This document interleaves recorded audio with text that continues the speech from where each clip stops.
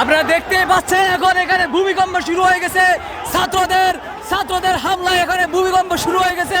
আপনারা দেখতেই পাচ্ছেন 32 নম্বর বাড়ি ধানমন্ডির 32 নম্বর বাড়িতে আগুন দিয়ে দিচ্ছে এবং ছাত্রদের ভূমিকম্প এক ধরনের বলা যায়, ইট ভেঙে ফেলতেছে এবং ছাত্ররা সব ভেঙে ছুঁড়ে তারা চারিদিকে আপনারা দেখতেই পাচ্ছেন ছাত্রদের জোয়ার নামছে। মানুষের ক্ষোভ মানুষ কিভাবে উড়াচ্ছে। এক ধরনের ভূমিকম্প শুরু হয়ে গেছে। চারিদিকে মনে হচ্ছে যে মানুষের স্রোতে এটা কি মানুষের ক্ষোভ না অন্য কিছু?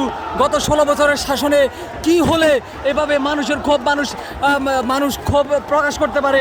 গত 16 বছরে তারা কতটুকু মানুষের মন জয় করতে পেরেছে আপনারা দেখতে পাচ্ছেন। চারিদিকে হাজার হাজার ছাত্র জনতা এসে উপস্থিত হয়েছে এবং তারা তাদের ক্ষোভে তারা ইট পাটকেল সব ভেঙে ফেলতেছে। যদিও এখনো গোটা ঘর চলমান আছে, কিন্তু ইতিমধ্যে এটা ভেঙে ফেলা হবে। ছাত্রদের প্রতি ইট একটি একটি করে ইট খুলে নিয়ে যাবে। আপনারা দেখতে পাচ্ছেন আসলে মানুষ